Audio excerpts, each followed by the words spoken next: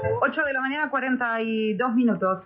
Tenemos el gran placer de recibir en estudios a la doctora Adelaida Goldman. Ella, nos ha ayudado en más de una oportunidad con temas médicos, con temas de salud, aquí referidos a la población neuquina, no solo de la capital, sino de la provincia, porque es directora asociada del hospital más grande de la Nor Patagonia, del Castro Rendón, el actual hospital más grande de la Nor Patagonia. Pero en este caso nos ocupa la presentación de una denuncia que realizaron por un presunto parto domiciliario. Una mujer, hace aproximadamente una semana, dejó a una mujer embarazada con al menos, ella me corrige, si no 48 horas de trabajo de parto. Doctora, ¿cómo le va? Buen día.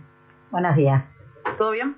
Bien, bien. Gracias por la invitación y poder hablar sobre el parto institucional y los riesgos del parto domiciliario, que en definitiva es lo que nos trae hoy. Bueno, a partir de esta denuncia es lo que dispara de alguna manera el comunicado o la docencia institucional por parte del Hospital Castro Rendón sobre, y parece que estamos poco informados en algún punto, sobre un parto humanizado, ¿no? Que no tiene que ver con un parto en domicilio específicamente. Exacto, muchas veces se confunde esta ley y este tesoro que tenemos de la ley del parto humanizado con que todo parto que no es en domicilio es antinatural, y el parto es parte de un proceso de salud-enfermedad, no es una enfermedad, es un proceso natural, pero que institucionalizándolo desde a mediados de este siglo, del siglo pasado, se comenzó a poder bajar los índices de mortalidad infantil.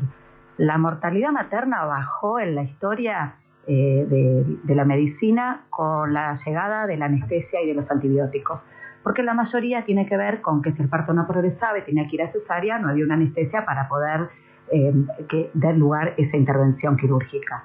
Y con respecto, otro índice de mortalidad materna era las infecciones, y los antibióticos vinieron a resolver esas situaciones. Pero la mortalidad infantil todavía no podía ser descendida.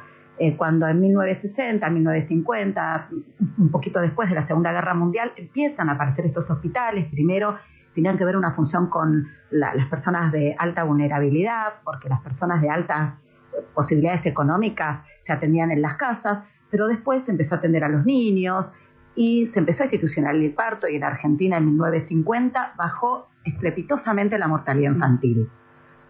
400 veces menos muertes infantiles, 200 veces menos convulsiones en los niños que tenían los partos. Y esto hace que en un montón de guías de prácticas clínicas, de leyes de protección, de convenios internacionales, se vele por este parto institucional, hablando de lugares seguros. ¿Mi casa es segura? No, mi casa es segura para dormir, para comer, para desarrollar las tareas habituales, pero no es segura para transitar el parto, porque hay complicaciones. Primero, no todo parto puede complicarse. Yo tengo cesárea, por ejemplo. Bueno, no, ahí está. Una persona con antecedentes de cesárea tiene más riesgo de complicaciones, por lo cual, ni aún en los países que tienen legislado y regulado, en nuestra Argentina, el parto domiciliario, te dejarían, o por lo menos habría un equipo de salud que te acompañe. Regulado. Quiere decir que roza la ilegalidad, es ilegal, se puede hacer en un domicilio. No se puede hacer en un domicilio, no está regulado, no hay ninguna ley que lo ampara, por lo cual es ilegal. Uno a veces piensa que la ilegalidad tiene que ver con la prohibición. No, la ilegalidad tiene que ver con que no hay un marco regulatorio ni un equipo de salud que pueda acompañar ni está integrado con una institución. El convenio internacional, que es de la ONU y que nosotros adherimos en 1990, y después el Pacto de Olivo en el 94 volvió a confirmar esa adherencia, dice: hay un convenio de protección de los niños, y se está violando la protección de los niños si nosotros vamos a un parto domiciliario donde el riesgo de muerte o de complicaciones es altísimo. ¿Qué pasa si muere un bebé? No lo digo yo, Bueno, ¿qué pasa si muere un bebé en un hogar? Si muere un bebé en el hogar, porque o la mamá. Hay una jurisprudencia en Neuquén donde hay un fallo donde se condenó a los padres que siguieron ese procedimiento en domicilio. Y si hay una profesional que lo esté guiando, también. Ojo que, y dejarlo bien claro, esto no es criminalizar a los profesionales. Es simplemente decir que hay prácticas que no están reguladas, no están legisladas, claro, y son prácticas inseguras. Y ya se ignora, ¿no? ¿Cuándo, cómo y dónde está permitido un parto domiciliario, doctora? En muy pocos países del mundo, países de primer mundo como Australia, en Dinamarca, y en esos lugares realmente está muy regulado, se selecciona desde las instituciones qué tipo de parto y el equipo de salud, se le coloca una ambulancia medicalizada en el lugar, hay una coordinación integrada y tiene que haber tantos kilómetros y se prepara todo y se selecciona el parto. Aún así, se sabe que hay un poco más de riesgo porque hay cuestiones no predecibles. El desprendimiento de placenta abrupto no es algo predecible. Claro. La hipoxia en el canal de parto en algunas situaciones no es predecible. Entonces, si yo no puedo predecir todas las situaciones, estoy alejada de un lugar donde se puede resolver en un quirófano y es complicado.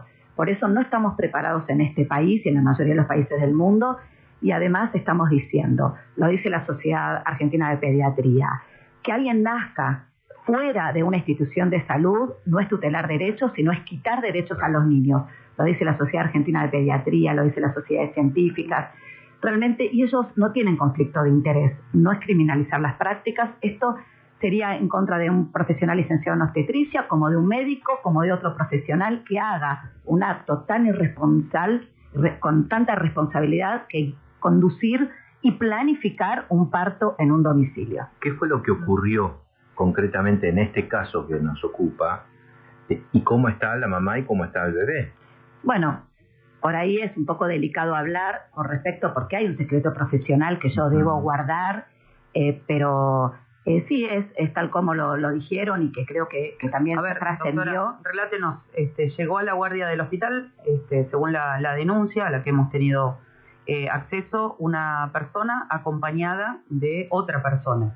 Exacto, no se anunció como un profesional y en esa situación vimos que había una planificación de un parto en domicilio que se había complicado, concurrió al hospital, no se hizo presente como profesional, pero por suerte pudimos acompañar y culminar el parto domiciliario en la institución y fue dado de alta y con buen estado de salud tanto el binomio, ¿no? Tanto la madre como el recién nacido. Es decir, llegó a la guardia del hospital y la persona no se identifica. No. Y le dice, traigo a esta chica. Esta chica tenía trabajo de... ¿Mamá vecina de aquí de Neuquén o de otra zona? No, es de esta zona. Igual, más allá de esta experiencia y esta situación que tiene que ver con una situación puntual, nosotros estamos viendo con preocupación en medios gráficos hace un mes y medio, donde se autoincrimina a esta profesional, la misma profesional que fue reconocida por el resto, aun cuando no se anunció, le dieron la cara conocida porque en medios gráficos a nivel provincial había salido a publicitar el parto planificado en domicilio, hablar sobre que era legal, cosa que no lo es, hablar sobre el bajo riesgo que es, cosa que no lo es, hablar de la violencia obstétrica, que realmente esto se está tratando de trabajar contra eso y la ley del parto humanizado nos habla exactamente qué tenemos que hacer.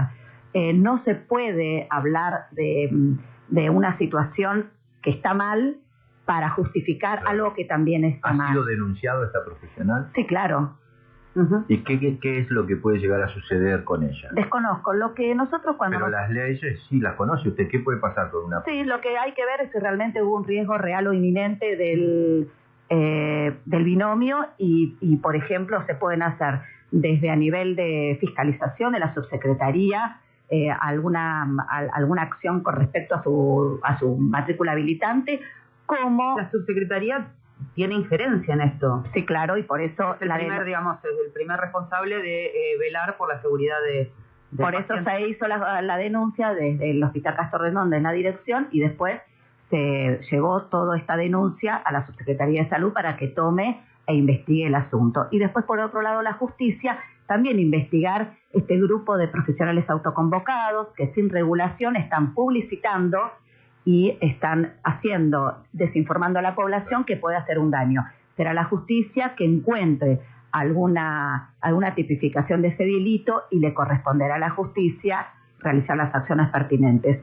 Lo que sí, la responsabilidad de nosotros como sectores de salud y como militantes de la salud pública y de las mejores maneras, de las mejores prácticas que se pueden hacer, es ir a la justicia y decir, esto está pasando, claro, nos preocupa. El próximo niño puede ser un niño con secuelas, la próxima madre puede ser una madre con problemas de salud. No podemos hacer oídos sordos aun cuando el resultado fue bueno. Porque en definitiva, si hacemos oídos sordos después, cuando vemos los resultados tarde, ya es tarde para todos.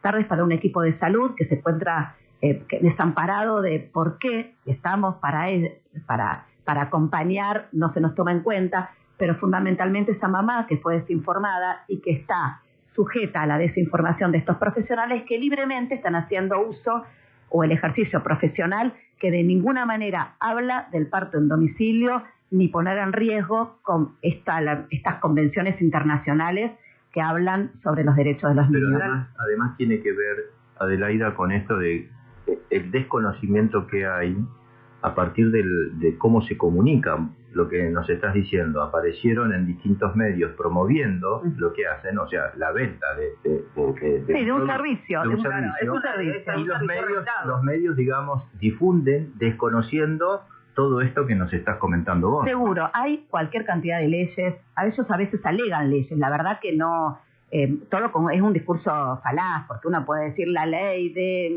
No hay nada más protegido que la salud de los niños. Hay una convención internacional que va por arriba de nuestra Constitución, pero además la Constitución lo ampara, las leyes lo amparan. El ejercicio profesional no los cubre, por lo cual la realidad es que nos vemos en la obligación de contar que el parto en domicilio es un riesgo, que tiene más posibilidades de morir, más posibilidades de quedar con convulsiones, más posibilidades de tener la parálisis infantil. Hoy, por suerte, hay muy pocos niños con parálisis infantil. La parálisis infantil no es una enfermedad congénita, es una enfermedad que generalmente esos niños se quedan hipóxidos al momento de nacer, sin oxígeno. Y por eso parte del sistema nervioso y fundamentalmente el del motor queda afectado y muchas veces tienen desarrollos cognitivos óptimos, pero no la parte motora. Muchas veces tiene que ver con el parto. Un parto iniciado en domicilio, sin poder a tiempo poder resolver las complicaciones. ¿Cuánto tiempo tenía la persona esta de trabajo? Aparentemente 48 horas. ¿Y pasada en cuanto a la gestación también un poquito? Sí, estaba pasada, estaba fuera de término. Eso realmente no era ni siquiera en ningún país desarrollado hubiera sido conducido, aún con todo el cuidado que regula en esos países leyes que los lo amparan, ¿no? Da la sensación que se complicó y acudió a la salud pública para poder rescatar a esta persona que está, a estos dos seres, digamos. Exacto. Y sin dar información. Sí. En buena hora que llegó la madre lo entendió, pero de todas maneras hay como una pseudociencia, ¿no? Y eso es lo preocupante. Por ejemplo, la misma ciencia que no solo la planifican, sino que además después comen las placentas, hacen medicina placentaria. ¿No? Sí, piden las placentas. La realidad y aducen todo como unas guías de práctica clínica, una evidencia que la verdad que nosotros lo sospechamos. Contra eso, si después la madre come o los familiares comen la placenta, nosotros no hay evidencia que eso sea malo. Pero sí sabemos que la planificación en domicilio es malo para el binomio. Sí, y además que pueden evadir, me parezco policía, los controles. Hay jurisprudencia, 2016, un niño que falleció, un caso llevó adelante el fiscal Breide O'Brady y que sentó precedentes, que la pena fue, digamos, la pena natural. Exacto. Para los papás de haber perdido. Exacto, entonces nosotros, esas situaciones tienen que ser de aprendizaje. Si no, volvemos como el día de la marmota, digo, ¿no? Claro. Volvemos a lo mismo y demás. Y la realidad es que es esto, ¿no? Nosotros a veces estamos para resolver cuestiones complejas en los procesos de salud o enfermedad, pero también para educar con los conocimientos que nosotros consideramos que es ciencia y no moda. Bien. Muy bien. Doctora, gracias por estos minutos y por la visita. Bueno, muchas gracias. Siempre bienvenida. Muchas gracias, Adelaida. La doctora Adelaida Goldman, directora asociada del Hospital Castro Rendón.